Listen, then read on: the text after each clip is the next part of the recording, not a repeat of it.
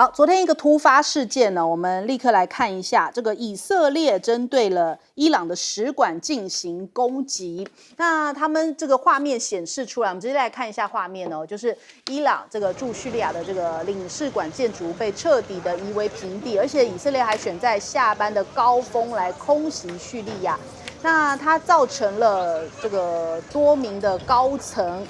死亡的一个消息啊，总共是11人死哦。那包含了像是他们的这个指挥官以及圣城旅的驻叙利亚、黎巴嫩的参谋长都有这个不幸遇难的消息。那所以伊朗当然是非常的愤怒，他们就现在说一定要报复。所以看到了很多伊朗的民众在德黑兰的广场集会来抗议这个以色列的空袭。我们接下来看相关的画面哦，所以非常多这个愤怒的伊朗民众。我们也知道这个伊朗哦，其实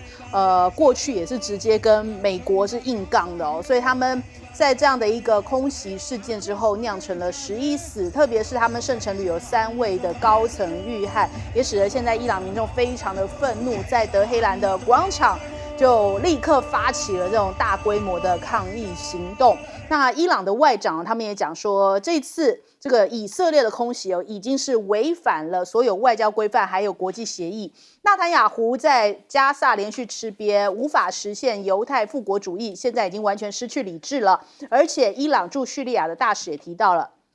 现在伊朗将会以造成相同规模和伤害的行动来做回击，而且无畏以色列政府持续支持加萨的巴勒斯坦人。华尔街日报也报道了，他说叙利亚跟伊朗都指责以色列在大马士革的袭击造成伊朗的将领死亡，那这可能也会导致以色列跟伊朗之间的影子战争升级哦。这场影子战争在加萨战争期间，现在是越演越烈的情况。那现在这个伊朗的外长是直接站出来，他们现在把矛头指向了美国，他直接说，你美国是以色列的主要支持者，他们也应该要为这次的袭击行动，美国你也必须要负责。那美国跟以色列情报共享现在已经是到了前所未有的扩大的情况哦。那现在看起来，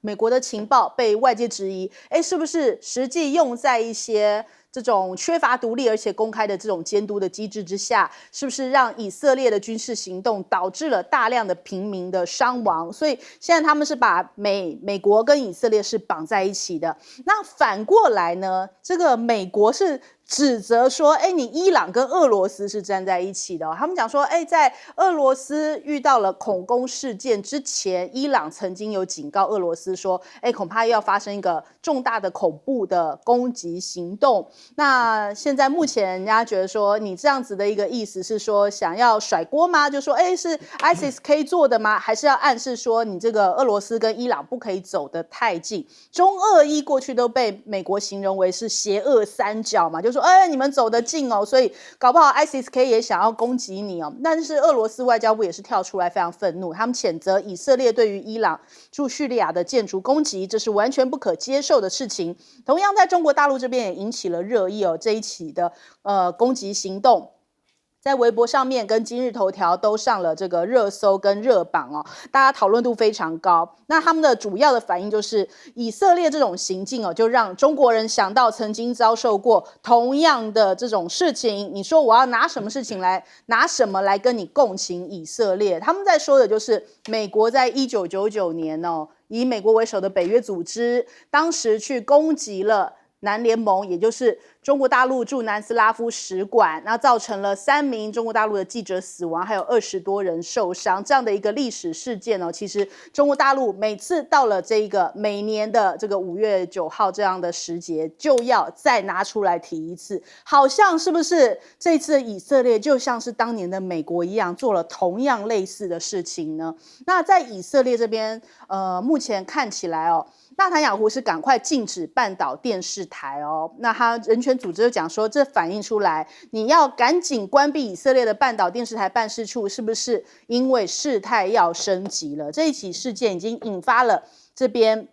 中东地方，特别是伊朗这边的一个愤怒哦。那我们看白宫发言人尚皮也讲说，一旦属实哦，这样的行动其实是令人忧心的哦，就是这样封锁半岛电视台，看起来这个事情恐怕会越演越烈，而且以色列现在本身很多以色列人是站上街头的。我们直接来看画面，他们怒吼说要纳坦雅胡下台哦，数万人在周日的时候包围了以色列位于耶路撒冷的国会大楼，要求立刻举行大选，要撤换目前的纳坦雅胡政府。而且这些抗议的民众指责纳坦雅胡比起国民的死活安危，更关心自己的私人利益哦。很多以色列人是看不下去他用这样子的一个军事行动，但是他是不是为了自己要避风头？现在传出来，他竟然突然请病假，为了疝气要开刀哦。所以感觉上面时机很巧合。那纳坦雅胡他们那边以色列总理办公室就讲说啊，已经在康复当中了。好，这个事情会不会真的导致战争升级呢？我们先来请教一下赖老师。内塔尼亚胡做的这个决策啊，是非常的大胆啊，而且也很粗暴，而且直接违反维也纳公约。一个国家的大使馆怎么可以把人家炸啊？而且呢是明目张胆的炸，派的是 F-35，而且用的是精准的制导炸弹，就是因为它是好几栋这个大使馆都连在一起，包括其他西方的国家大使馆，它就精准的炸掉里面其中一座。这一座里面就有伊朗的这些民兵组织的指挥官都在里面，这个是直接的公然的对于国际公法的无视跟对抗啊。那为什么内塔尼亚胡要做这件事？首先我们看到在之前美国在联合国很罕见的对于要求以色列在加沙地区的停火，安理会提出表决，美国投下了弃权票。这很罕见。美国投下这个弃权票，其实是对于内塔尼亚胡的一个背叛、抛弃，所以就直接告诉这个内塔尼亚胡说：“我已经没办法再容忍你这样做了。你一天到晚跟我唱反调，我的什么话你都听不进去，然后你胡作非为到你整个以色列被整个世界孤立，也连带的我美国被整个世界孤立，我的外交官根本就寸步难行。”我的外交官已经在内部的信件里面已经联名，而且要求要修改对以色列的政策，而且这个已经是直接上达天听，直接到拜登，所以布林肯承认有这么大的一个机制已经启动了。但是内塔尼亚胡依然故我，所以当美国投下弃权票的时候，就一方面也告诉以色列人说，我们不再挺内塔尼亚胡。这个时候，以色列的各个政党还有一些家属。10万人马上走上街头，要求内塔尼亚胡下台，解散国会，立刻进行改选。内塔尼亚胡怎么可能愿意呢？他的任期一直到2026年呢，现在才2024的开端，他到2026年他才不愿意下台呢。那怎么办？最好的办法就是把伊朗拖下水，把伊朗拖下水，那也就是一定会激起美国也被以色列带进来。这个时候去攻打伊朗的时候，其实马上可以盘算得出来，伊朗绝对会产生反制作用，所以伊朗马上就宣布，你怎么对我，我就怎么对你，而且我一定会用同等比例对你的这些军事高阶人员，我要进行攻击。各位想想，伊朗可以有2种方式可以做，一方面它可以强化它的盟友黎巴嫩的真主党，还有这个伊拉克、叙利亚的民兵组织，他们的武装力量也可以在武装这个胡塞组织；二方面，它也可以对以色列的这些高阶的人员内部里面直接进行攻击的话，那就等于是伊朗跟以色列的军事的冲突拉高。而以色列跟伊朗如果直接爆发冲突，以色列再反击的时候，你美国要挺谁？因为在美国的犹太人，他们绝对没办法容忍伊朗跟以色列交战的时候，美国选边站，或者美国在旁边那个袖手旁观。所以到时候美国又被卷进去的话，那不是又保护了内塔尼亚胡暂时内阁继续存在，不用改选？好，来请教帅将军。首先，我们分析一下纳坦雅胡的心态。他这个一开始打，我很早在节目里讲赶尽杀绝嘛。照道理讲，你报复了140个人的伤亡，就差不多到此为止了。打加沙的北部、中部、南部都打，对，而且粮食不能进去，打不死你，你饿死你也要让你赶走，这叫赶尽杀绝。第二个，他这次攻击叙利亚这个大使馆，伊朗大使馆。就好像以前那个贪官呢被抓了以后，他就攀，赖教授也有，林玉芳也有，让你不好办。因为美国现在有点收手了嘛，这个弹药有点收手了，对以色列的立场也不认同，怎么办？打伊朗，伊朗一定会反手嘛，包含恐怖组织又会在英国、法国这些欧洲国家跟白种人的国家里面搞嘛，搞了以后就把这个事闹大嘛，闹大，他2年之内把所有的加沙走廊肃清了以后，他也回过头来，我给你以色列千秋万代给你弄到这个安全嘛，哎，他不怕后人批评，有赞成他的，有反对他的嘛，所以现在这些反对他的犹太人说，你把我们国家带到全世界为敌，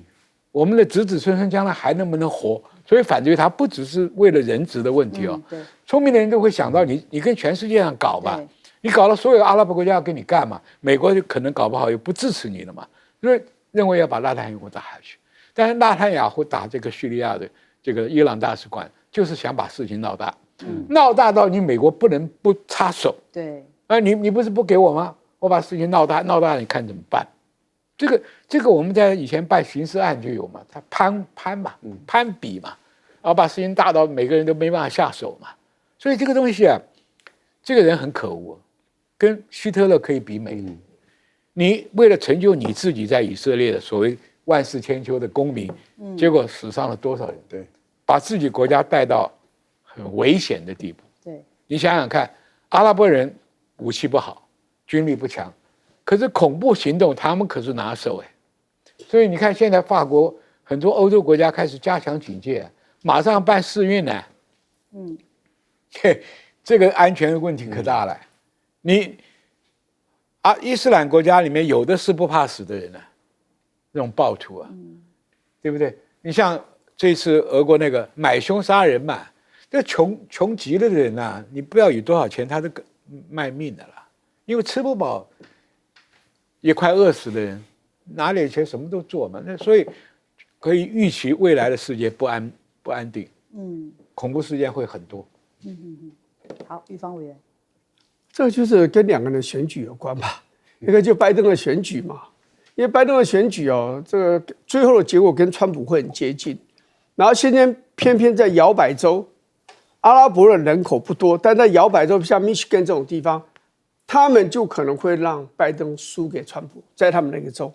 密歇根是一个大州而且不只有密歇根而已，所以拜登现在就是要让人家这些阿拉伯裔的人认为说他是公平的，并没有那么差啊，并不是完全偏向以色列这样子嘛，所以他就要压迫以色列，要让这个物资可以进到加沙去，然后不应该在那个去占领这个加沙的这个南部嘛，这样子进军到里面去这样。那当然，另外一点就是说，你看很多的犹太人哦，其实在欧洲跟美国犹太人很多人都认为纳坦雅夫搞过头了，会害他们。对。因为你这样强硬的结果，大家就会想起2次世界大战的事情。排油对啊，所以他们这些犹太人还是希望以色列就见好就收，偏偏纳坦雅夫不这样，所以美国参议院多数党领袖 Schumer 他就是犹太人啊，他就公开讲啊，他就希望这个提早这个选举以色列那意思就是说纳坦雅夫要让他滚下台，让和平早点到来嘛。另外一个，在以色列内部也很多人对纳坦雅夫不爽。本来没有这次的攻击事件，10月7号攻击以色列的事件，就是那个这个哈马斯，已经很多人在游行，就希望他下台，因为他干涉了司法嘛，所以现在这个战争就对纳坦雅夫看起来有利，延长了他的寿命。但是现在休谟出来讲了这句话以后，以色列很多，比如像人质。你家里人还在哈马斯手上，你却拼命的在攻击加沙，你也不去和解，透过谈判把人质释放，那你不是让我失去我的家人吗？对，所以这一些人在以色列有很多人支持他们，现在他们上街头就游行，所以对纳坦雅夫来讲，他现在是内外交迫嘛，所以就要走险招，险招就是攻击叙利亚的这个伊朗的这个领事馆不是大使馆，领事馆，然后杀死了这么多人。还这里面重要的军事的这个将领，那所以他自己知道他现在就是走这个险招了，这个走这个险招成则成不成的话，我就觉得他真的是会带不下去。街上的人会越来越多，因为你等于又开辟了一个新的战场嘛。那这个战争就一直延续下去嘛。对以色列来讲，这个战争，他们进入加沙走廊到现在，大概死亡的人数已经大概将近他们255个人左右了。但是以色列是个这么小的国家，250个人死亡，加上那个哈马斯杀进去的时候杀了1000多个人，那全部加起来，这是很可观的一个伤亡的数字所以这个战争看起来也一时间也不容易了结了，也不容易停顿下来。好，我们先休息一下，广告之后马上回来。拿太雅湖。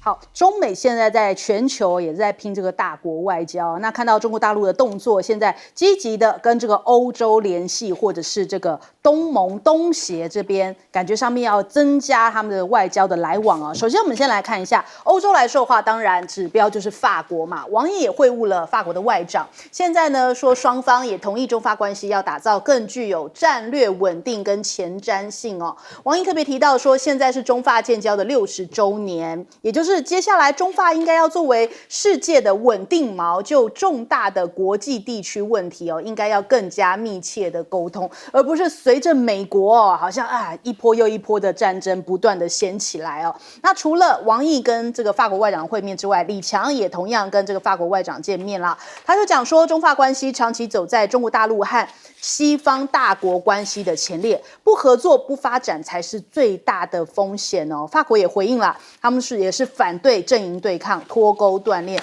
认为中法必须要一起来推动这样子的一个市场法则。那接下来中国大陆也会进更多的法国产品那所以中国对于欧洲来说是机遇，不是危险王毅特别这样子强调说，我们是伙伴，并不是对手。那其实也可以反映在中欧班列，现在通行量也创下了历史新高很多的这些双方来往的这种货物买卖也都是靠着这个中欧班列，还有这个人员的往来所以现在目前这个中欧班列东通道的回程班列开行的数量，现在目前是位居首位除此之外，我们看到这个印尼的准总统也特别访问北京，跟习近平见上面了。那习近平有提到，亚万高铁变成两国高质量合作的一个金字招牌中方从战略高度跟长远的角度来看待中国跟印尼的关系，然后也要加强全方位的战略合作。所以刚刚提到了中欧班列也是铁路，现在这个亚万高铁同样也是这样子的一个交通建设，串起了中国大陆跟欧洲也好，或者是跟东协也好，是越来越密切的这样的往来的一个关系那所以这个中国大陆现在是印尼最大的外国直接投资来源国之一，现在中国大陆企业在印尼自然他们的这个资源开采产业也投入了大量的资金所以亚万高铁也变得更加的重要。那也有学者在分析说，现在中国大陆积极在拉拢印尼看起来感觉上面中国大陆要在台海的情势紧张以及南海冲突升高之际，积极的就是借由拉拢印尼来加强在东南亚的影响力。还不止印尼接下来辽国越南都地问的外长也都要接连访问中国大陆。那问到说，现在这个中美的外交到底谁是战狼呢？我们知道马凯硕他这个是非常有名的国际战略学者，那他也提到，被主持人问到说，这个到底谁是在战狼外交呢？美国专家这样子问结果马凯硕就讲说，这是你的偏见，就回呛了他。我们来听听。If I may ask you a question, what power with great power pretensions adopts wolf warrior diplomacy? When you talk about our world and how the world sees especially what China's goals and strategies are, I want you to bear in mind a very important statistic, which is that 12% of the world's population lives in the West, and 88% of the world's population lives outside the West. How the 12% views China is not how the 88% views China. And so the return of China is just part of a long 4,000-year history of dynastic cycles. 好，所以现在中国大陆可能会选择跟美国更多的民间的交流哦，比方说旧金山的市长要访问中国大陆哦，那他们就提到说，接下来会加强跟上海这个姐妹市的友好关系，而且有可能会有熊猫这个去到这个旧金山哦。那首先我们来问一下赖老师，赖老师怎么看现在这个中国大陆的大国外交？我觉得大陆的大国外交在今年，它是在削弱美国的同盟圈啊，因为美国原本拉着他的同盟，特别是拜登啊，那么就是要遏制中国的发展，孤立中国。那大陆现在的战略就是把美国的同盟圈把它削弱。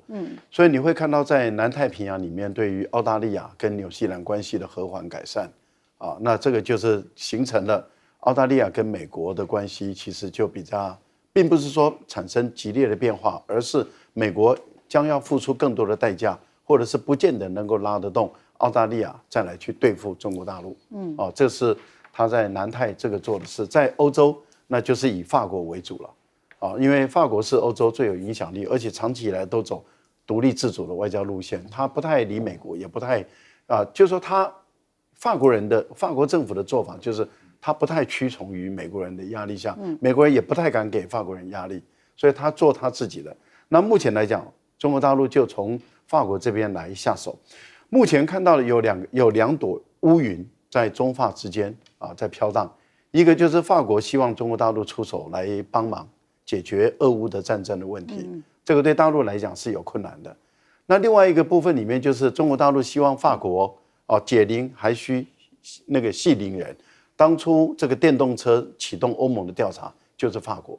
所以中国大陆希望法国自己把这个问题再把它解决。那这样的话，中法之间的合作空间就很广了，包括法国你现在最大的困扰的这个农业问题，中国这个市场够大，可以买你的农产品，你的国内的农民的问题可以获得解决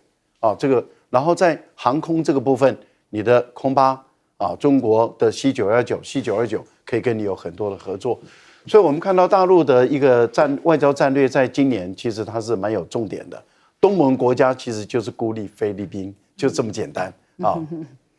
我们来问一下玉芳委员，你知道这个法兰西的民主跟这个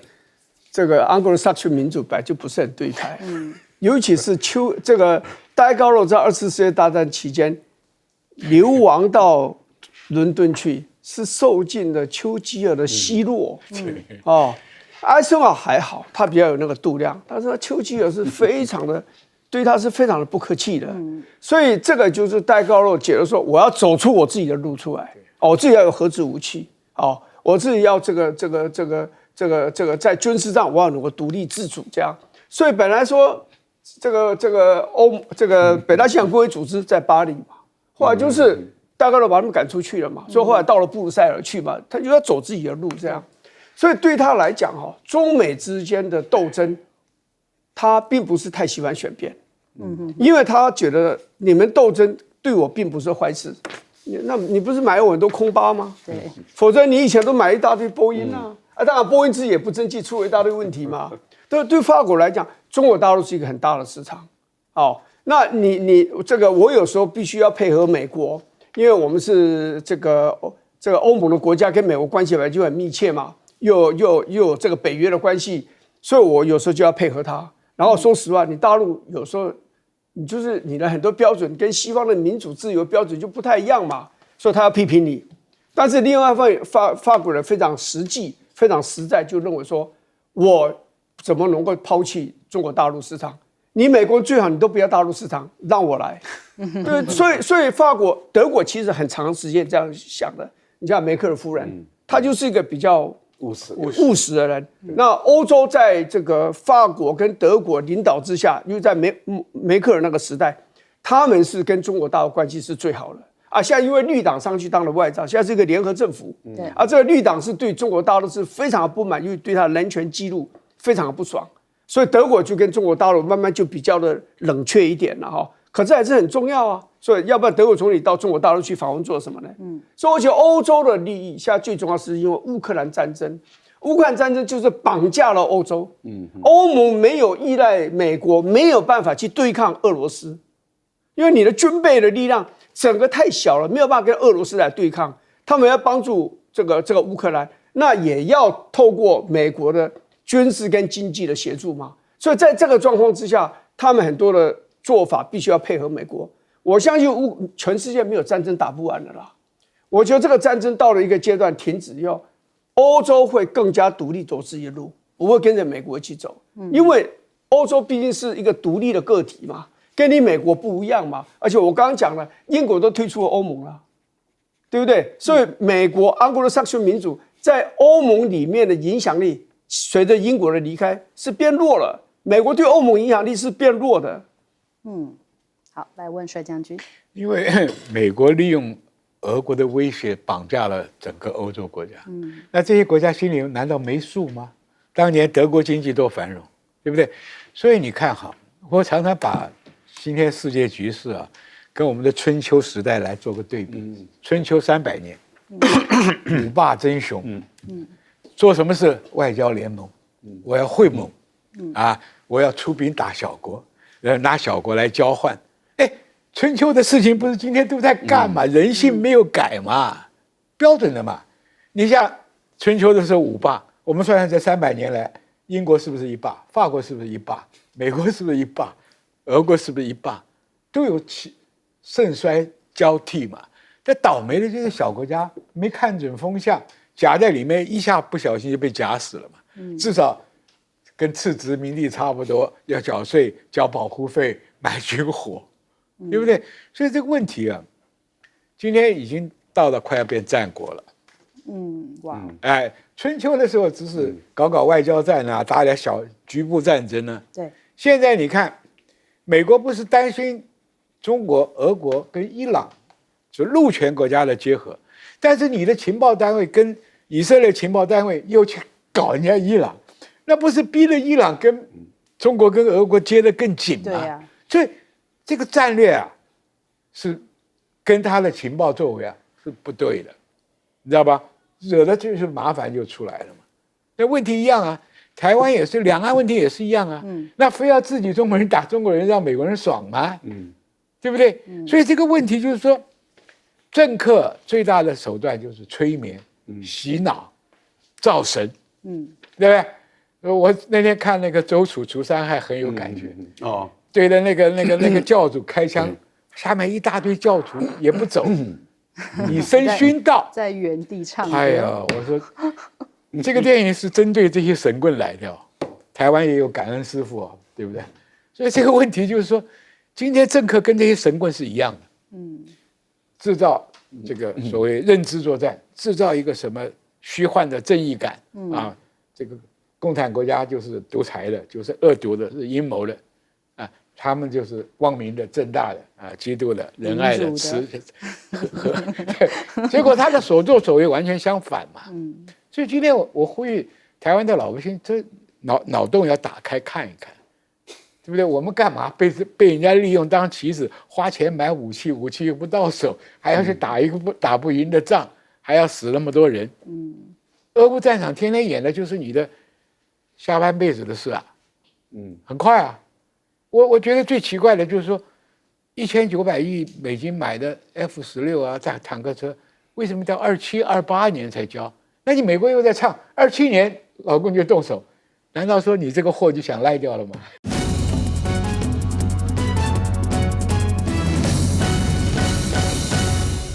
好，欢迎收看《新闻大白话》。我们现在看到这个马前总统访陆的第2天，现在刚参访完孙中山的故居，正在进行联合的访问。念之在之的许多建国的主张，如今都已陆续分别在台湾与大陆实现。这对于两岸人民与后代子孙的生活与福祉至关重要。我看到中山先生的故居非常的简朴，也更能体会他从小生长的环境。中山先生对两岸而言呢，都是影响千秋万世的伟人。我期许两岸人民都能够记得中山先生的遗训：和平奋斗救中国。我深切期望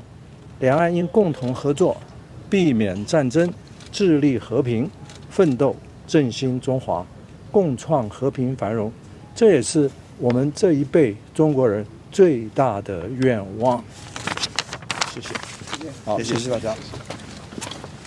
这个马前总统特别提到了国父孙中山先生的遗训就是和平奋斗救中国。其实两岸对于孙中山先生都有一些共同的情感所以这一次马前总统这一趟的行程也选在这个孙中山先生的故居，也代表说要连接起来两岸一个共同认可的一个回忆，共同认可的这样的一个国父孙中山先生的这样的一个情感连结。好，我们先来欢迎一下这一段加入我们讨论的来宾，退役中将帅化明。主持人好，各位观众大家好。国际战略学者林玉芳。大家好。国际事务专家赖岳谦。主持人好，观众朋友大家好。好，首先我们来看一下因为在二胆这边今天又有一个最新的消息出来了，就是来自大陆这个 B 站的 UP 主这个研究星星20年他又说去到了第2趟，就再飞二胆岛那他说听说台军增加了戒备了，结论是发现好像到了无人之境，因为他看到这边不论是港口、哨亭、坦克、军车，他说这个设施照的都很清楚但是整个岛上没有拍到人，所以他这一段影片又在这个大陆的微博还有 B 站上面通通都曝光了。那他说奇怪，不是要增加戒备吗？怎么好像反而变得人更少的？因为昨天大家印象中邱国正才说如果这个无人机来警告不理的话，要直接把它击落，结果今天连人都没有看到。那我们来回顾一下在3月30号的时候，当时二胆岛的国军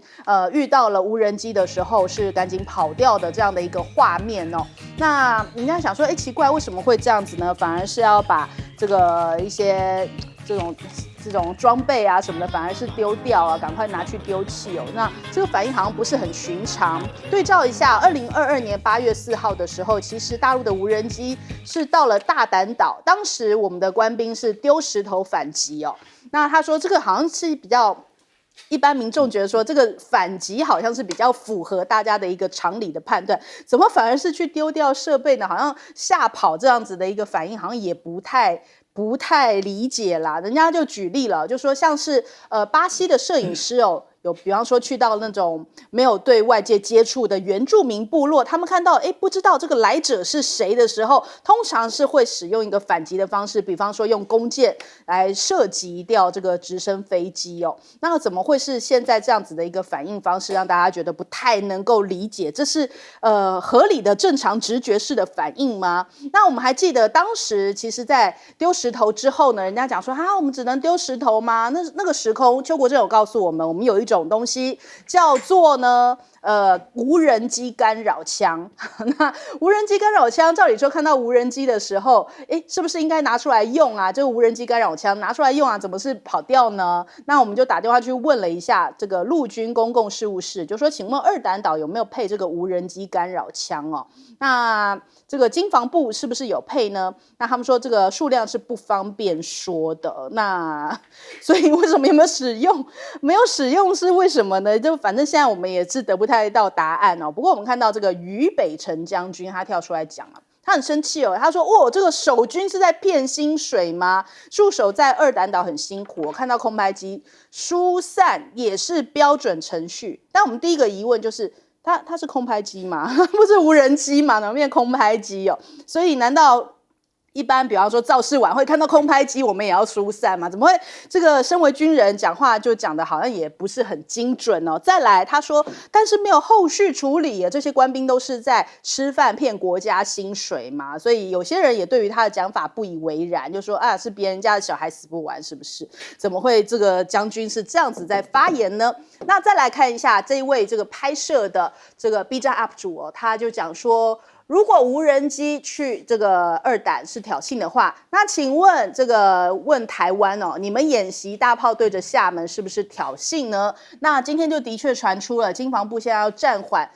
对海实弹射击，原本是讲说从4月2号开始要在金门的本岛烈屿还有这个猛虎屿、后屿这些地方来进行这个地面武器对海实弹射击，现在确定暂缓了，然后这个消息立刻登上了微博热搜经防部他说海上射击是因为担心会引起挑衅的意味，再加上雾季来临，海上的戒护危险，所以目前暂时改为陆上。这个靶场射击训练。那的确，现在大家希望真的不要再有任何的挑衅动作，让这个两岸的敌意再升温。我看到这个马前总统跟宋涛昨天的见面，他提到了9·2共识才能够让两岸不打仗。宋涛也回应了，两岸同胞是一家人，应该要常来往、多联系，以融合发展推进的合作。那我们看亮哥。他说：“习近平这一次因为传出4月8号会有马习2会嘛，那习近平为什么要见已经卸任的马英九呢？2个重点亮哥认为，就是它意味着愿意给两岸和平一个机会让和平的氛围经过这次的见面再加重一笔，让剑拔弩张的氛围降温一些。所以今天马前总统下午的参访，我们刚刚有看到画面，就是到了广东中山的孙中山故居参访。”紧接着要前往这个港珠澳大桥，晚上的时候会到白天鹅宾馆跟广东省委书记黄坤明来会面。那其实这个白天鹅宾馆它也有着中国第一所开放普罗百姓入内的高级酒店之称它是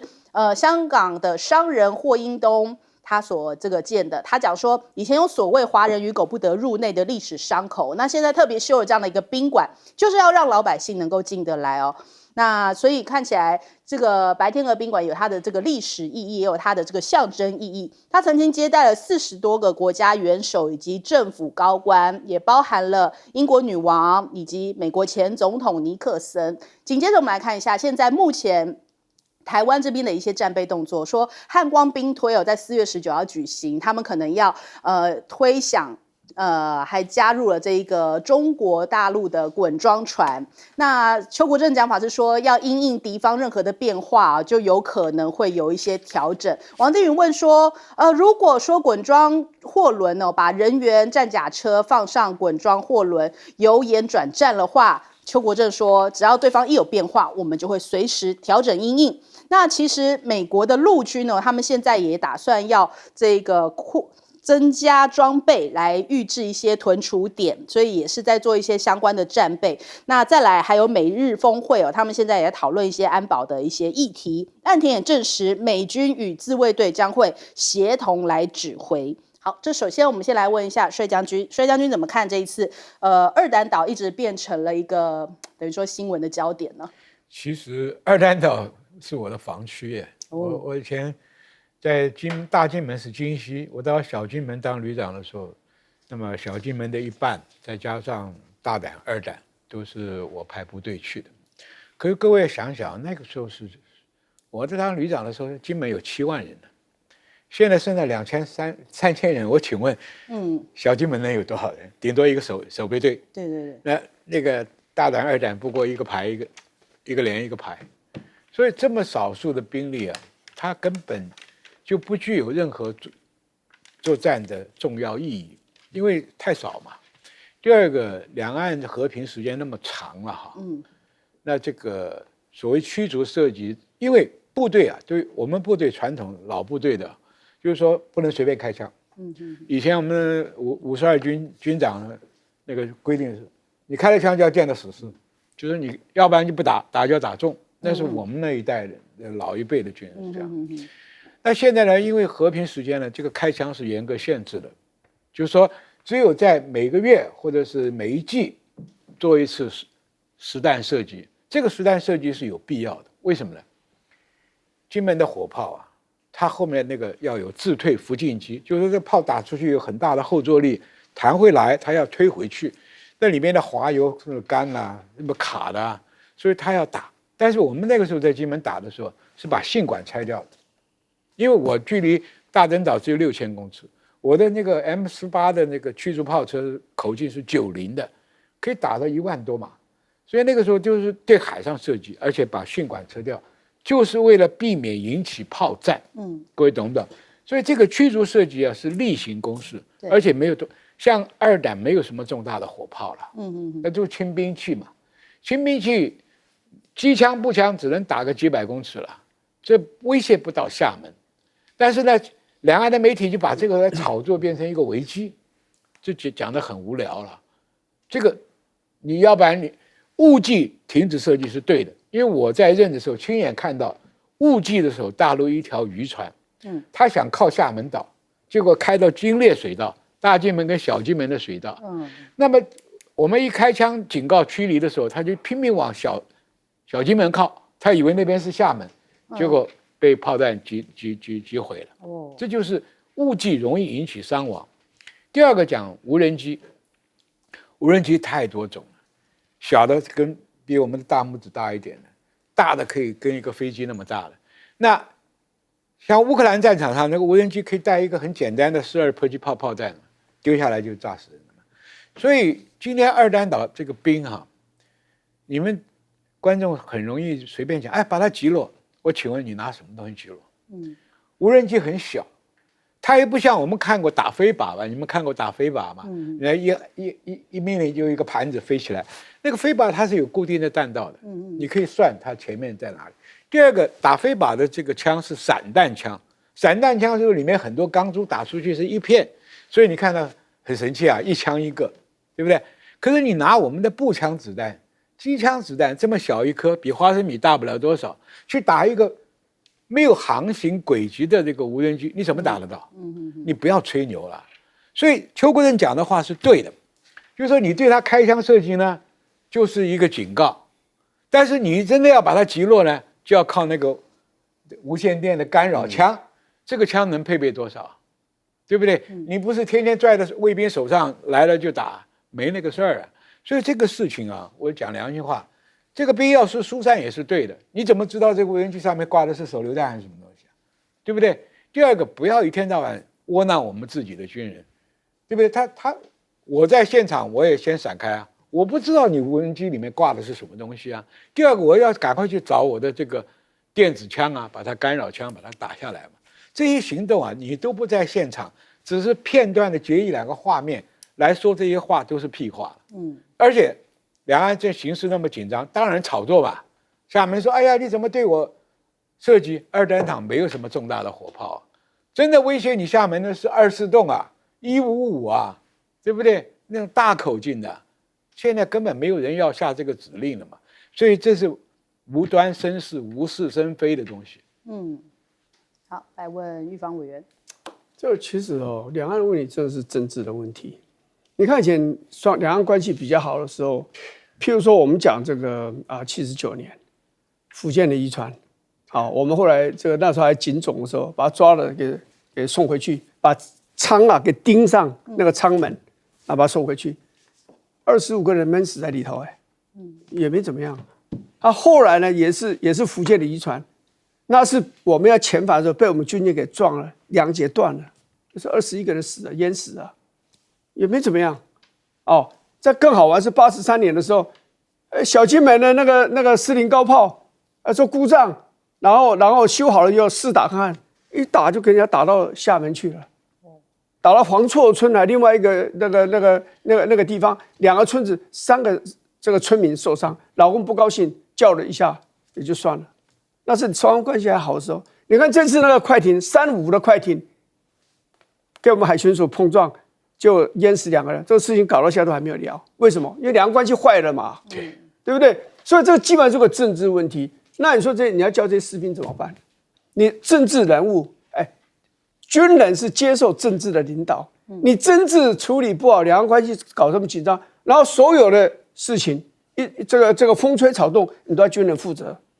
这是很辛苦的一件事情的。刚刚孙勇讲，你要怎么打？他可能飞1000公尺高，而且那个阳光可能刚好对着你的眼睛啊，你眼睛根本看的时候迷迷茫茫的，你要用一个步枪把它打下来，哪那么简单啊？神射手也不见得可以打得到，尤其对方可能还看得到你，你这枪要瞄准他，他就飞了，就闪来闪去，那你更难打了嘛。他不是个固定的死掉的目标，所以不是那么容易打。但是国防部呢，把这给界定好，看未来怎么处理，就按照那个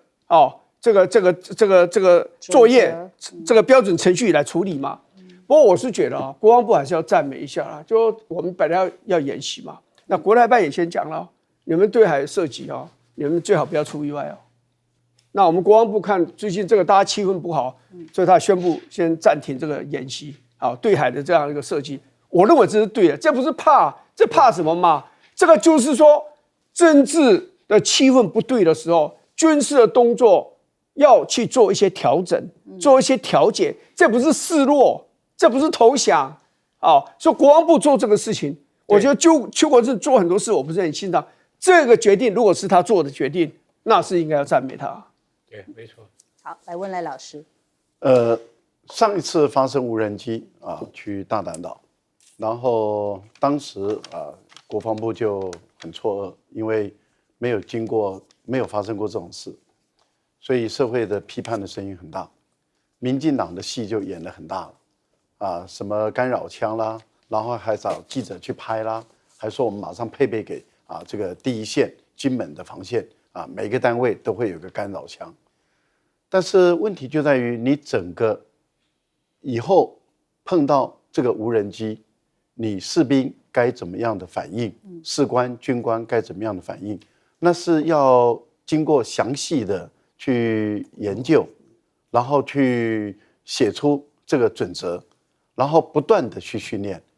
士兵军人是经过训练之后才有能力去应对的，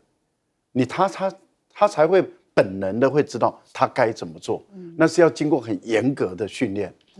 但是上一次结束了以后，看起来好像就稀乎过去了，大家也就不管了。因为我们这次看到的小兵的一个反应，很明显的这些小兵是没有经过很严格的训练，也就是上一次的事情没有把它继续，没有把它当成一个重要的案例来去做，所以小兵根本不知道该怎么办。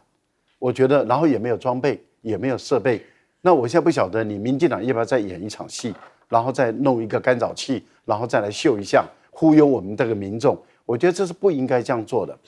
金门的这个炮击，每一年在过去都至少是2次以上。前年是10月、11月，去年是7月，